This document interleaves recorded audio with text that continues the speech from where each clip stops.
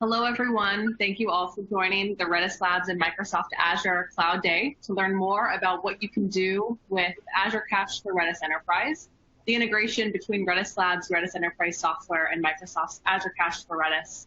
My name is Cassie Zimmerman, and I will be hosting the event today. I lead the partnership with Microsoft here at Redis Labs, and I'm very excited about the content and the presentations we have in store for you today. So just to take a quick look at the agenda, first, we will kick things off with a company overview of Redis Labs and Redis Enterprise Cloud.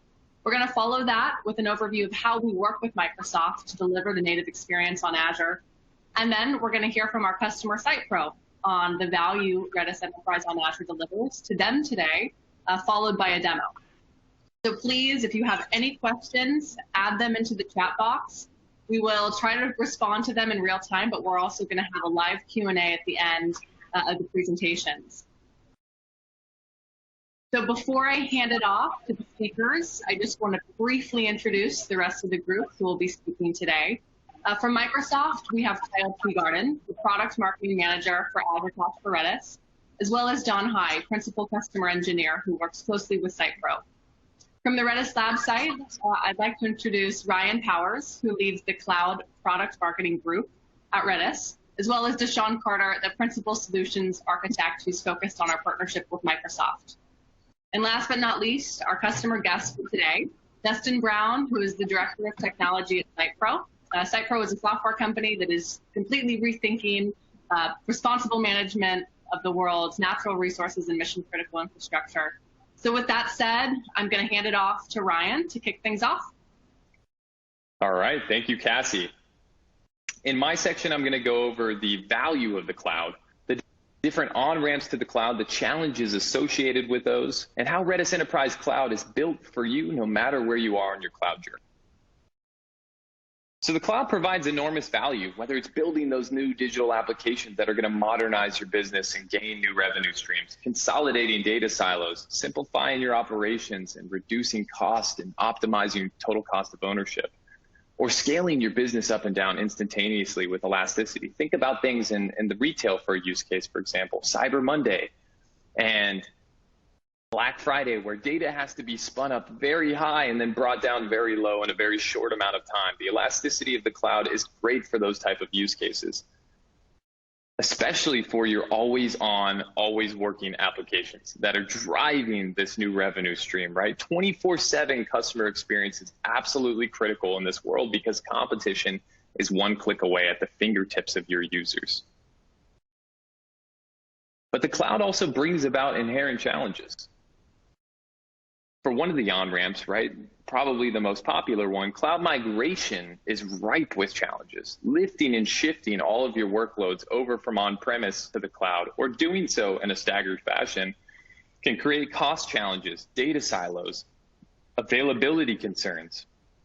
Really, folks think about the cloud as something that is going to optimize your costs, but if not done correctly in a cloud migration world, you can drive those costs up very quickly and segment your disparate data across all of your different environments. And while doing so, it can also be very risky from an availability perspective for your end users. And microservices architectures compound this complexity. As we lift and shift our infrastructure from on-premise to the cloud, we're also breaking up our monolithic applications into microservices. Think about your business critical applications that absolutely need the lowest latency and need to be agile and innovated on as quickly as possible. Microservices is the best route for that, but it is making a huge shift to your data layer as well. Oftentimes, folks are starting to use a decentralized database management technique where you have different data stores and databases per each service. Your session store, your catalog, your search, your authentication. This can be expensive, complex, and slow very quickly if you don't have one unified data platform for all of these different use cases. And cloud native brings new sets of challenges. Think about microservices, containers, and serverless functions. The ephemerality of these technologies creates hyperscale and elasticity that can break systems that aren't built for this, legacy platforms. Global data distribution. It's so easy now to be able to spin up a cloud region versus building out a data center in Europe or wherever it may be that you have to serve your customers in. there's a lower barrier of entry, but this also creates concerns. And the latency around that, right? Being able to continue to build on that promise of real-time user experiences, which is becoming absolutely baseline for every business. And if we step back, data is at the root of all of these challenges. 91% of organizations moving to the cloud specify mass data fragmentation as the cause of not fully realizing cloud benefits. Data at the heart of our business is the one thing that is really stopping us from truly realizing the value of the cloud. And data challenges are only growing. So, in a world maybe 10 years ago, consumers were creating this data and managing this data. Enterprises have scaled up enormously as the technologies have grown. 175 zettabytes of existing data will be created and managed by enterprises in 2025. Huge, massive amounts of data. Think about IoT, edge computing, the different use cases, connected cars, cities, etc., that are going to bring on a new proliferation of data that we've never seen before. So as we're thinking about our cloud infrastructure, we absolutely have to be thinking about the data layer and reimagining that as we lift and shift or drop and shop and move to the cloud. And Redis has been an absolute key. The open source technology has been an absolute key for folks that are moving to this new cloud world. And Redis has been the most popular due to its speed. So most launched Docker container and Docker Hub, 5.4 million Docker launches, just an incredible amount of usage of the open source technology of Redis. The most loved database technology in Stack Overflow, 4 years running. The key there being most loved database technology. A lot of folks think of Redis as a caching service, but it can also be leveraged for database technologies as well. And so we really have core use cases, right? As we built out this real-time data platform with Redis Enterprise, we have a software version that's managed yourself as well as a cloud version. And it's a first-party integration with Microsoft Azure. We have 2 tiers that leverage Redis Enterprise technology on top of Azure Cache for Redis. And those tiers are Azure Cache for Redis Enterprise tiers.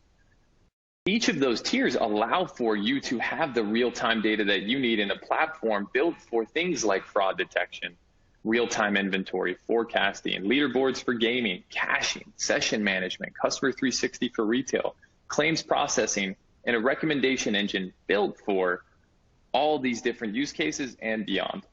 The data structures that you've come to know and love from Redis open source, as well as new modules that you can leverage to build this multimodal database. Redis Enterprise is built from the creators of Redis. It's where the home of Redis is. We continue to commit the most code to the open source technology, and we'll continue to innovate in that space. But we've built on top of that the core enterprise features that are needed for these new use cases and these modern applications. So Redis Enterprise delivers unique value, performance at scale, being able to scale up at hyperscale, but also maintain sub-millisecond latency. Optimized TCO, another feature that you can leverage in the highest tier of Azure Cache for Redis Enterprise is Redis on Flash. A lot of folks talk to us and say, well, in-memory is too expensive. Redis on Flash can help you optimize that total cost of ownership and cut down on your cost. Doing more with data, talking about the data models that I just mentioned previously. Operational flexibility, being completely abstracted away.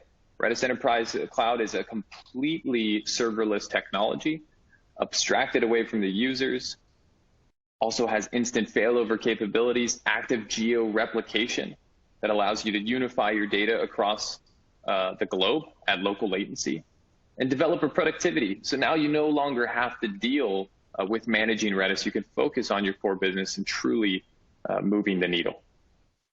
So we typically see our customers leveraging Redis Enterprise Cloud in a crawl, walk, run strategy. So just starting over on the left here, oftentimes customers are leveraging us as an enterprise cache. The sub-millisecond latency under virtually any load, that's what we mean by real time. That's the only way you're going to get real-time applications is sub-millisecond latency, 5 nines uptime with active geo-replication. So having that local latency at global scale and being able to scale out your business globally. Effective TCO, like I've talked about previously, with multi-tenancy and tiered memory access. The data modules for your application modernization that we touched on before, continuing to leverage the speed that you've come to know and love with open source Redis, and applications built for a data economy. So if you're leveraging AI and ML, Redis Enterprise Cloud can help you on that journey as well. And with that, I'm going to go ahead and pass it off to Kyle.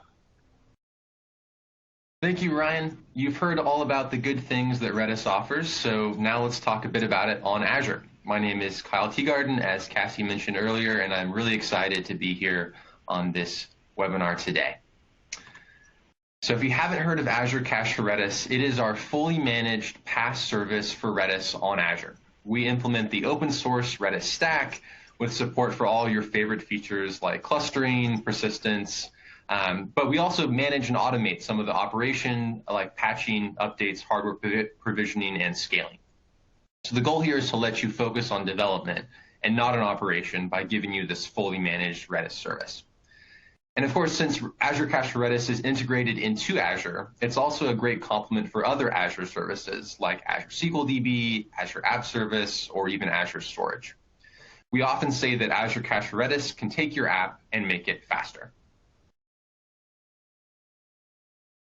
Of course, you probably know that Redis is incredibly flexible, and we often see it used all over Azure in many use cases, but most commonly it's used in these ways.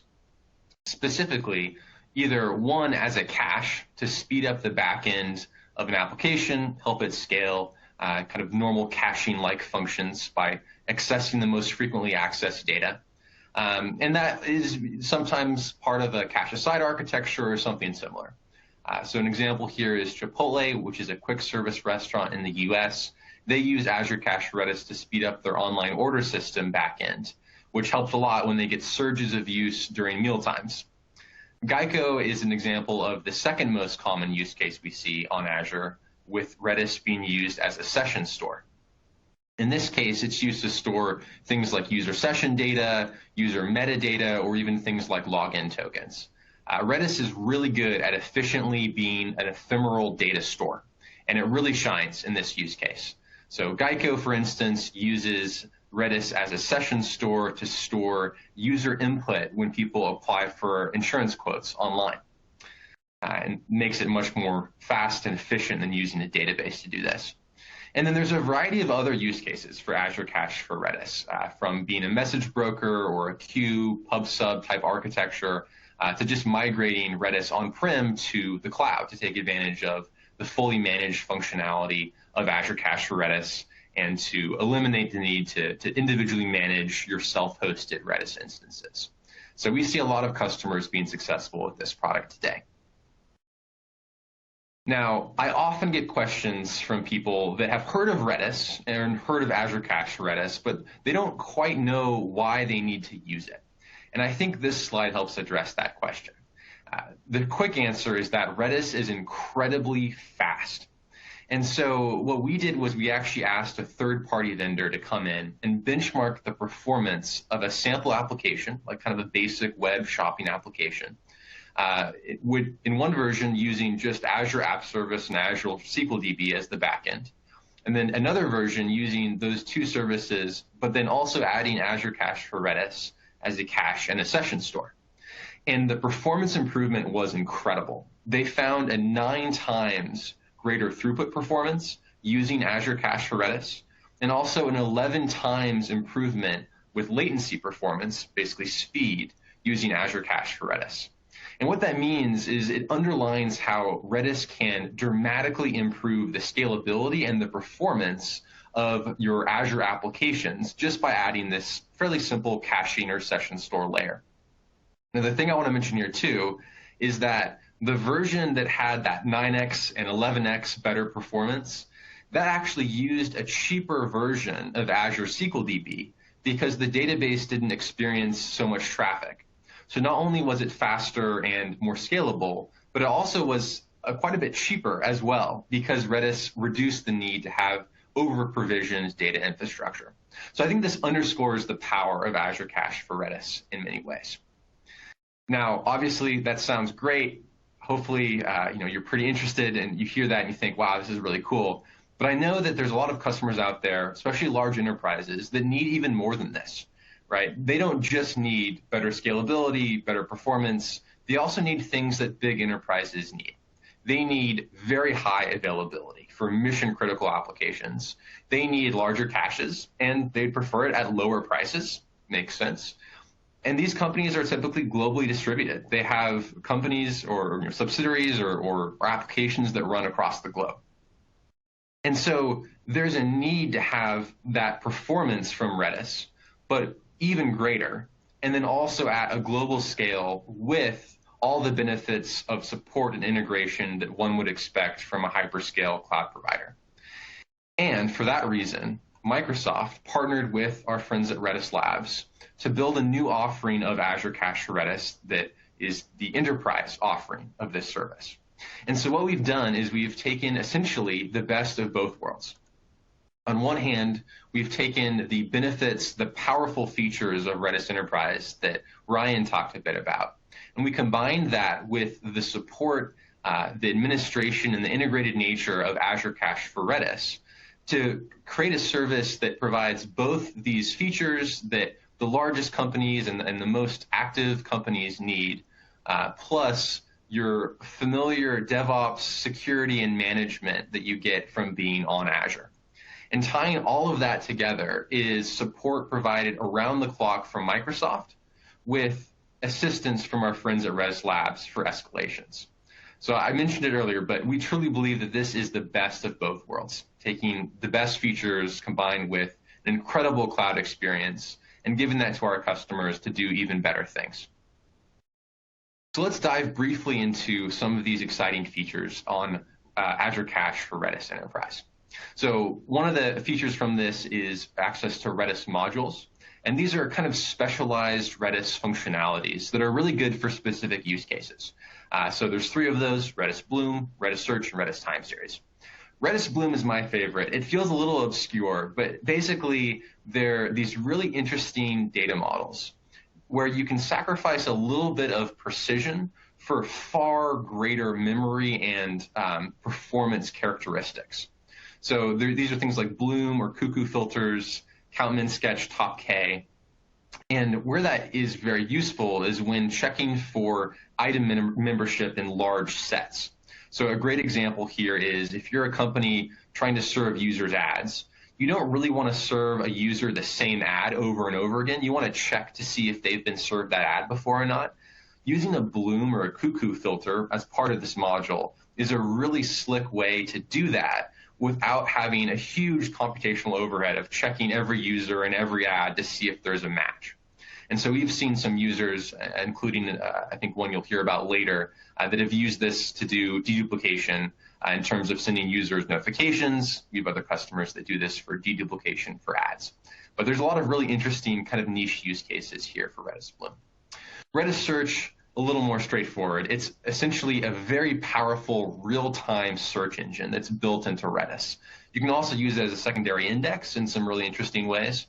And this is great because you already have your data on Redis. This adds this powerful and extremely fast search engine on top of that.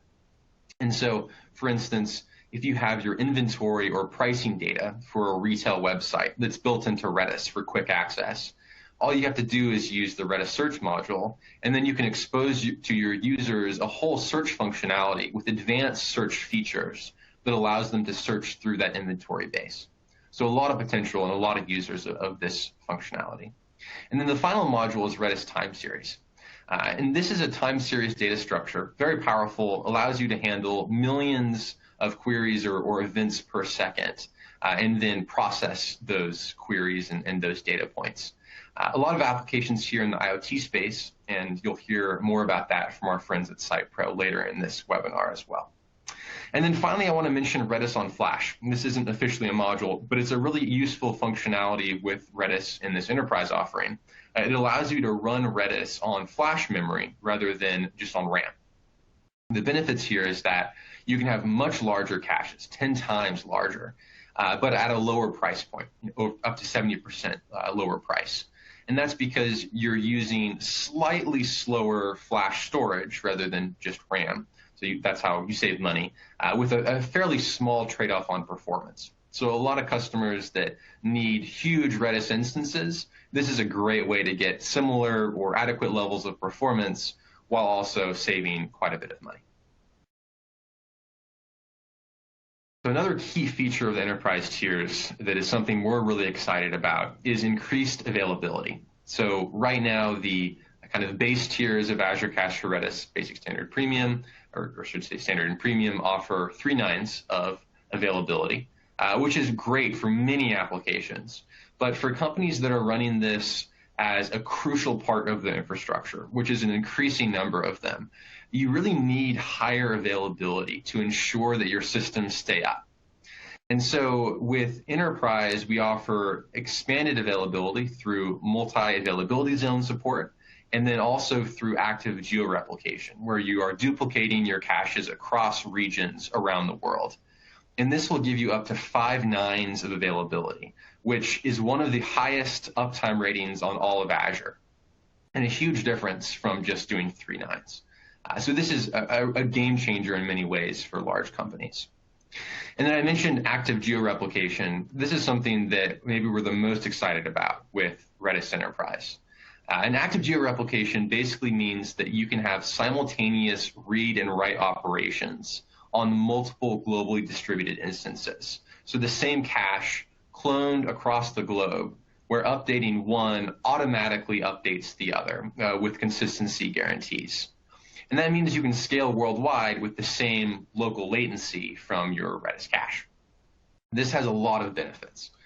So a few use cases here. Kind of the prototypical example would be, imagine you're a coffee company and you're using Redis to store user data. So maybe someone's kind of favorite coffee order, for instance, or the location that they're in. And let's say that user is based in London and she goes to Paris on a business trip. Well, normally, if you were pinging that same cache from the same server, same region, your latency would increase. And it would increase even more if she went to Moscow rather than Paris, right? A longer road trip or a longer round trip time. And that's unfortunate because one of the main benefits of Redis is the speed. But if you're pinging the same server that is a long ways away, you don't get that benefit. With active georeplication, you can duplicate that cache to a region that is next to where that user is. And so when she takes that flight to Paris, instead of pinging the server in London, it'll ping a server in Paris that has a clone of that cache instance, guaranteeing that same local latency. Right, and the same thing works here for region failures. If one region goes down for whatever reason, the duplicate already exists. And so it's simple just to fail over to the same cache that was duplicated in another region. And then the same thing goes for applications that are globally distributed, whether that's a game with a leaderboard or a banking application. The world is global now. And so the ability to transfer data around the globe essentially instantaneously or with a consistency guarantee makes developing these applications far simpler because you don't have to worry as much about handling data and transiting that around the globe. And so a lot of applications here for increasingly global distributed applications. All right. So I think this sounds great. I hope that's something that is exciting to you. It's exciting to us. But there's always one question here as well, which is why should you run this on Azure? And there's a few good reasons for this. First is that Azure has an incredible investment in global infrastructure. This is one of the largest investments in just raw bare metal infrastructure in history. And it means that we have over 60 regions around the world. That's more than AWS and GCP combined. And the reason that matters is a couple things. One, with this active geo distribution, having these additional regions is really effective for creating these applications that are global. And two, Redis is all about low latency, scalability, and speed. And so it's hard to truly achieve that low latency if the closest data center is potentially thousands of miles away. So with this, there's always data that can be stored close to users, giving you the best latency performance. The other thing is that Redis Enterprise on Azure specifically is special in many ways. It is tightly integrated into Azure as a part of Azure Cache for Redis. And that means that you're using a service that's running within Azure. It's not a separate thing. It's part of our service fabric. And it's supported by Microsoft's massive investment in security, in billing and monitoring tools. And you can use your same existing DevOps procedures here with Azure Cache Redis Enterprise that you did with Azure Cache Redis or any other Azure service, like using the Azure Portal, CLI, using ARM templates, that sort of thing. And so this is designed to be easy for developers. It's designed to be a part of your workflow. And then it's also backed by Microsoft first and ultimately by both companies. Your first call here is to Microsoft with our 24/7 support system, and we're very close with Redis Labs and have a direct line to them for expert escalations as needed. So this is really designed to be the best Redis Enterprise experience, we believe, and we're really looking forward to seeing what our users build with this. So to talk a bit more about how our customers have already been successful with Redis Enterprise on Azure, I'll hand this off to my colleague DaShaun to talk a bit more about customer successes. Thank you so much, Kyle. That was great. I'm excited. I hope you are too. A couple of our customers are also pretty excited about what they've been able to do so far.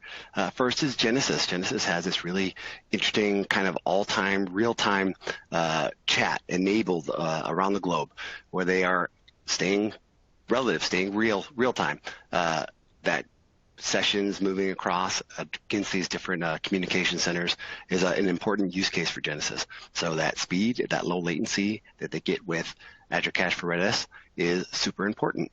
They are continuing to grow, and it's an exciting one for us. We'll see more from them in the future. Adobe, hopefully everybody's heard of Adobe at this point. Massive company. They use that probabilistic data type that Kyle introduced us to earlier to do that deduplication.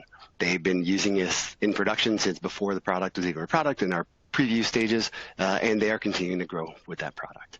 And up next, one that I actually have some close personal connection with is SitePro. I'd like to introduce my friends, Dustin and Don. I hope I can get them on camera and say hey. Hey guys. Don, are you there? Are you available? Yes, sir. I'm here. Technology is hard sometimes. And this is fun. So, SitePro is an interesting one, and I like to talk about it because of this. I have some scar tissue.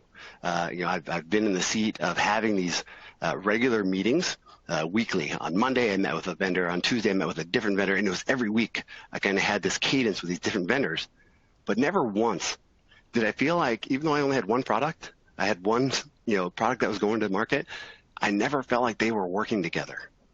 And already, from I think it was maybe our second meeting, Dustin, you introduced me to Don. You said, hey, this is what Don's doing with us. And I understood the path that you were on.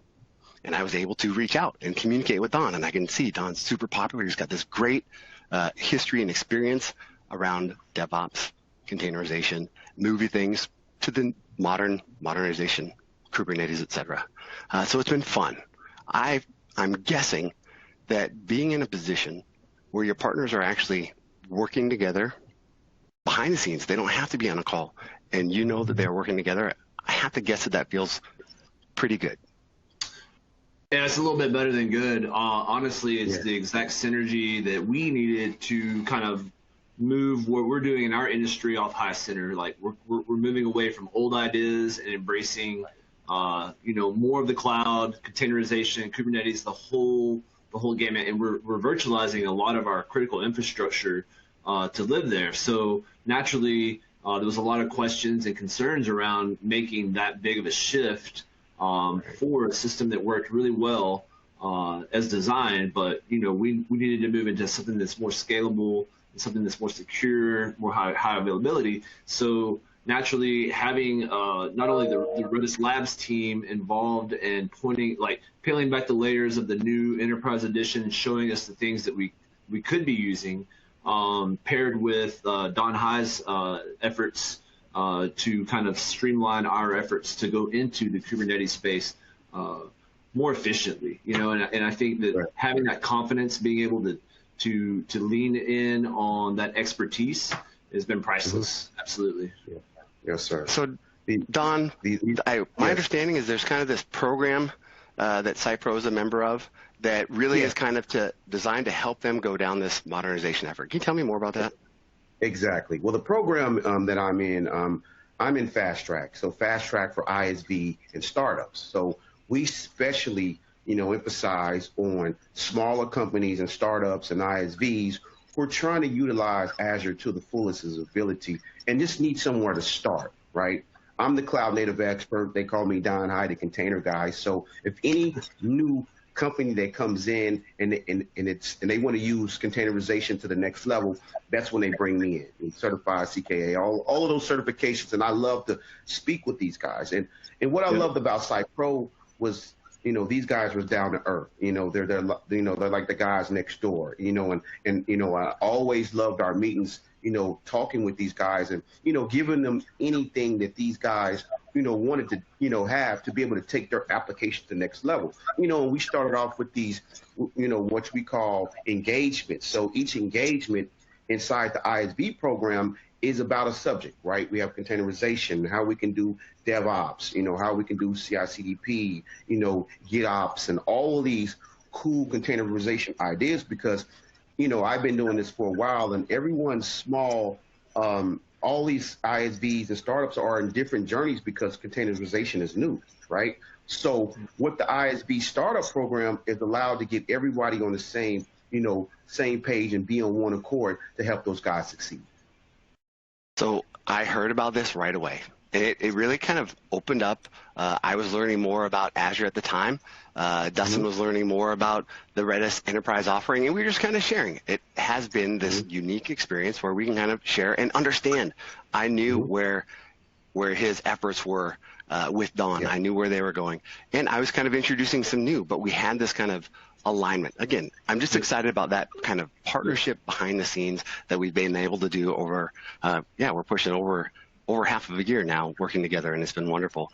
So these efforts coming together and kind of having that same North Star, I thought that would have been really nice for my vendors to have that relationship. It would have been nice that they collaborated a little bit. So I felt like maybe that was a good thing to talk about. Dustin, what else have you seen with this partnership and these new services? Well, I mean, obviously, we strive to produce the best-in-class software. We deal with a lot of intricate details, and we needed that expertise, right? So, and the energy level too, right? So, like, anytime you're embarking on a rather lengthy transition from legacy to something that's modern, it can seem daunting. And it seemed like both DaShaun and Don were able to demystify a lot of the craziness that surrounded the ideas that we needed to do. And I think that was very important because it gave us the empowerment to help educate the shareholders, the stakeholders in these projects and whatnot with credible expertise. Not just, oh, here I found this really awesome repo on GitHub and it shows us how to do these. It's like, no, man, these guys, we're already well embedded in Azure. Like we've been in Azure for many years, and we really love it. We've been using Redis for 10 years, so it's like crazy the synergy that with the Enterprise Edition. So it helped us with our stakeholders, the people that were interested in where we were progressing the technology stack, and it made it a lot easier to leverage, to lean on that expertise and be like, okay, well, this is that's your opinion, and these are Microsoft experts. That's your opinion, and this is the Redis lab guys that are in contact with the people that are writing the core software that we're leveraging. Can we take a step back and talk about what does your company do? Because that's interesting beyond or on its own. Tell me about what your company does. Absolutely, man. So SitePro is one of the is a forward-thinking automation solution company. There's no doubt about it. We are fully embedded in both the energy sector, municipal, water, and even agriculture. We've started to embrace other automation, industrial automation, such as HVAC and things of that nature. But really, we are centered around the moving fluid. Like, we're really good at that. So we've recently with all of the automation stuff in municipalities, we noticed that it's very anemic, right? You have a lot of legacy systems that are running the most critical infrastructure in the world that has been pretty neglected in the sense that it's all very old technology, And a lot of vendors come in, they write software for these municipalities or these city governments, and they kind of just walk on down the road after they're done, and they don't keep in contact. There's no ongoing support. So it ages, and it doesn't age well. As you can see from all the ransomware attacks and the Stuxnet, and it's just endless. So I think with us, we're fully empowered to modernize automation. That is what we do. We are highly responsible for these global resources that Cassie was mentioning earlier. I think that it's very important for us to be very confident in what we do, but really we're trying to remove the black box of automation, right? We want to demystify like the whole process. Traditionally, it's very niche. You have to be educated in a very specific type of technology. And like I like to compare it to like the old world being DOS and the new world being point and click operating systems. That's where we fall. And we allow people to make educated decisions without having to fully understand the complexity that's going on. A lot of that complexity is built into the system. And, you know, if you tell something like, you know, in the automation world, if you tell a pump to turn on, in a lot of systems, it'll just turn on. And our system, it uses an intelligent remote control aspect where it actually evaluates all the potential outcomes by making that decision. So it really has, we really differentiate ourselves in that aspect. And we really couldn't do that without Azure or Redis.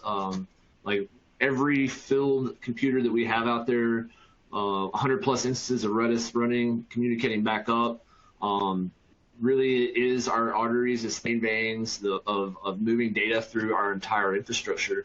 And so naturally, as we progressed on and on, it became obvious to us that we've created our own hardware that goes out in the field.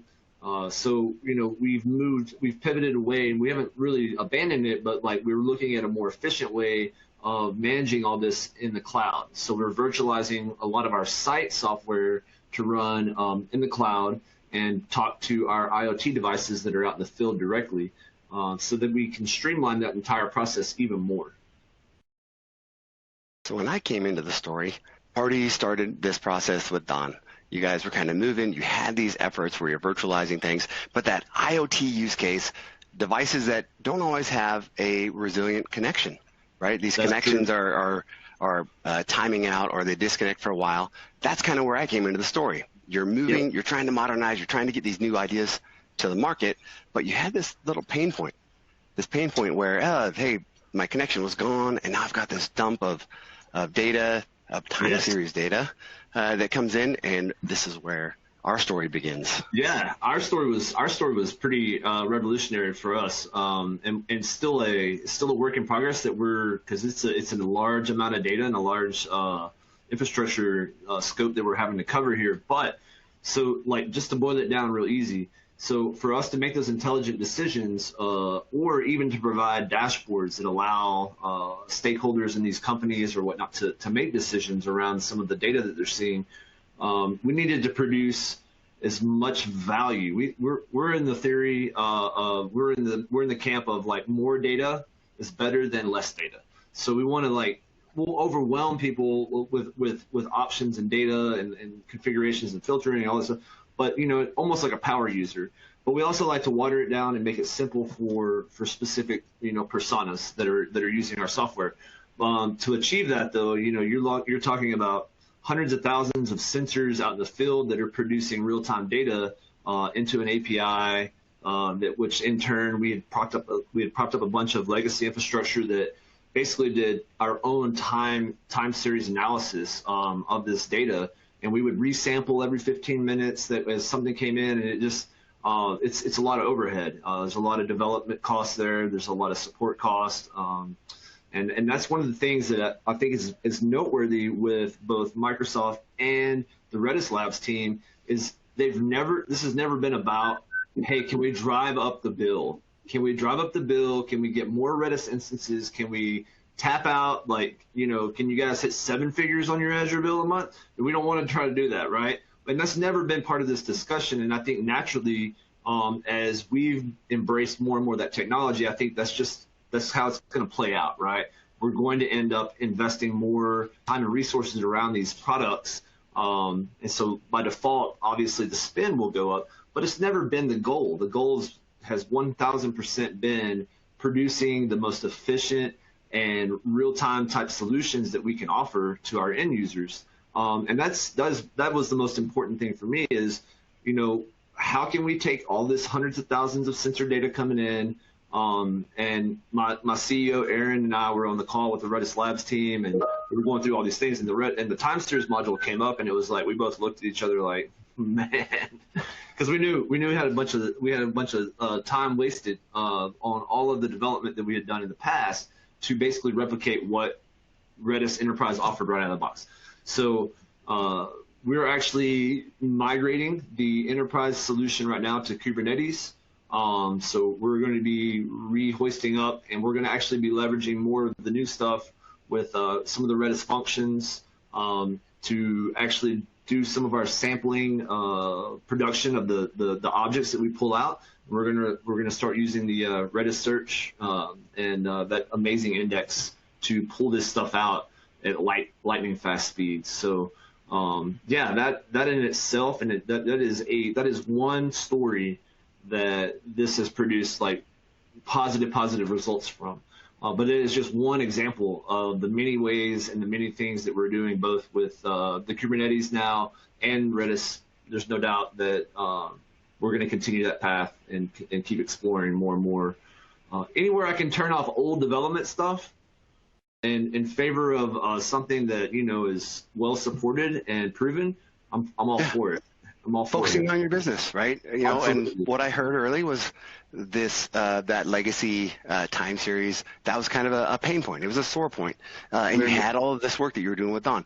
So I'm assuming, again, outside looking in, that having this partnership the way it is, it allowed you to kind of focus on other more important efforts. I look at SitePro as kind of changing the game, and I know that there's a lot of competition out there, but you have been able to kind of lead in that field and take new things to market, new ideas to market. So I'm assuming, correct me if I'm wrong, that this partnership has kind of helped you do that, especially over the last 6 months. Absolutely. I mean, just like our embarkment on like us being able to enter different verticals rapidly, that can be time consuming, right? From a product standpoint, planning standpoint. And you definitely do not want to have to be bogged down with the day-to-day operations. Once you can kind of get that all buttoned up, you move on down the road, and now we can focus on, at the end of the day, making money, right? I mean, that's what at the end of the day, it's like, how do we scale this? How do we do this? How do we do this? A lot of those questions have been answered. And if they aren't, then I have really good resources to go ask. Hey man, what's the best thing? And then Don will be like, hey, check out the 12 factors, or Sean will be like, no, check out the 13 factors. However, and it's like we're constantly engaged in intellectual thinking, progressively thinking, not only like how can we just keep this thing running, but let's get this to a point where if there's a vertical that comes online and we can solve a need there, then we can make that leap without thinking, well, can we handle it? Is the system ready for this? Because we've designed it in a way now that it's pretty flexible, and we can definitely maneuver in between these verticals with ease. So it definitely helps us be able to just focus on the core business. Even though I like to think our core business is technology, but it's like there's a whole bunch of board members that think hey, the business is the business, but my focus is purely on the technology side of things. So it's been really great. I think here having that comfort, having this kind of seat at the table, being aware of where you guys are heading, being able to communicate with Don kind of back channel without having to be on a meeting together, there's little values in that. And you brought up kind of moving to Kubernetes. There's some modules that aren't yet available in the fully managed service. So correct. I have 100% confidence that you've got another partner on the team that can take you down that Kubernetes path, and that's been great. So yes. I know that that's getting started, and I'm excited about that. So yeah, this relationship from me, I think I feel the same from Don. We get to talk about football and stuff. We've got a relationship outside of just this seat at the table, and it's been great. I think there's a lot of things to come. Don, what's on your radar for SitePro? What's in the future? These guys from SitePro actually graduated from our program, but like I said, it's an open door policy for those guys, right? And I know Dustin and I know all these guys, which I think is cool. And it's like I said, it's an open door. Anytime these guys need help, I'm an email away, I'm a LinkedIn away, or whatever needs to happen. Or if they even need to come back with a new engagement, they can always enroll back into the program, and we can give them some more engagements to help those guys, take those guys to the next level. So it's an open door policy in our ISVs for Startup program, because we want to see these guys succeed, because if they succeed, we succeed, and all our partners succeed as well. So that's the ultimate goal, to have a successful partnership that's going to be able to take all our programs to the next level. That's wonderful. I like that. It's shared success. We all work together. Sure. We have that shared success. We are all rooting for SitePro. Thank you both for coming on and having this quick discussion. I appreciate you both. And sure.